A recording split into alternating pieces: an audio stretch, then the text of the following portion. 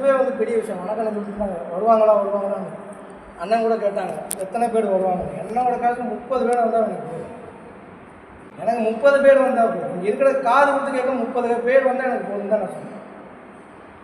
நிறைய பேர் சொன்னாங்க 100 பேர் வருவாங்க, 150 பேர். 30 பேர் தான் எனக்கு தெரியும்.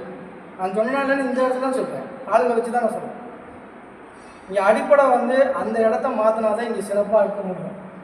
குருபீடம்னா உங்கள் குருபீடத்தை நீங்கள் எப்படி வச்சுக்கணும் நீங்களே முடிவு பண்ணுங்க. இல்லை உங்களை வந்து மனசால ஆசீர்வாதம் பண்ண எப்படி நான் மனசால ஆசீர்வாதம் பண்ண முடியும்? 10 நாள் நான் பட்னியாக கிடக்கிறேன், 10 நாள் பட்னியாக கிடக்கிறேன். என் பொண்டாட்டி பிள்ளைய எனக்கு இங்கே வர்றதே கிடையாது. குடிக்க கூட தண்ணி கிடையாது, எல்லாம் நான் வெளியே போய் தான் வாங்கிட்டு வரேன்.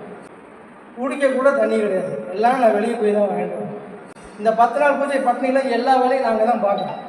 இங்கே கிணத்த தூடுவாதுக்கு வழி இல்லை. ஒரு மீட்டிங் போட்டோங்கன்னா அண்ணனுக்கு தெரியும். சொல்லி எத்தனை 6 வருஷம் ஆச்சானே, கொரோனாக்கு முன்னாடி போட்டோம், நடக்கலை.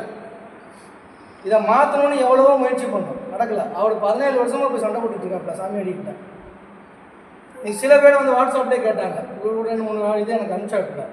அவங்களுக்கு சேர்த்தே சொல்கிறேன், இங்கே வந்து யாரை கட்டும்போது இது தடுக்காமல் நாங்கள் இல்லை. இங்கே கட்டும்போது நடந்த பிரச்சனை யாருக்கும் தெரியாது. ஏன்னா அன்றைக்கி நாங்கள் யாருன்னு எங்களுக்கு தெரியல. இன்றைக்குமே நாங்கள் எங்களுக்கு என்ன இங்கே ரூலுங்கிறது எங்களுக்கு எங்களோட மகிமை என்ன, எங்களோட உரிமை என்னங்கிறது எனக்கு பாதி பேருக்கு தெரியாது. இப்போ உங்கள் குடும்ப சாமியாடி எங்களை பேர் சொல்லி கூப்பிடுவீங்களா? யாராவது கூப்பிடுவீங்களா? என் குடும்பத்தில் எங்கள் சித்தப்பா பேர் சொல்லி தான் கூப்பிட்றாங்க எல்லாருமே. இதுதான் உங்களோட இதுவா? இது எத்தனை முறை நாங்கள் பேசியிருக்கோம், யாரும் அதை காதலே வாங்கலை. அப்போ ஒரு கட்டத்தில் இவங்க ஜூம் மீட்டிங் போடும்போது தான் எனக்கு தெரிஞ்சுது. நான் நினச்சது என்னென்னா 9 கோயில் எனக்கு துரோகம் பண்ணிடுச்சு. ஐயாக்களும் சேர்ந்து 9 கோயிலுமே எனக்கு துரோகம் பண்ணியாச்சுங்கிற மனதில் தான் நான் வேற ஒரு ஸ்டாண்ட் எடுத்திருந்தேன். அப்பாவோட வணக்கண்ண பழக்கமானதுக்கப்புறம் இந்த ஜூம் மீட்டிங் ஃபஸ்ட்டு அப்போ தான் பார்த்தேன். எங்கள் ஜூம் மீட்டிங் போடும்போது அப்போ தான் எனக்கு ஃபஸ்ட்டு புரிதலே வந்துச்சு. ஓகே, கம்யூனிகேஷன் ப்ராப்ளம் இல்லை.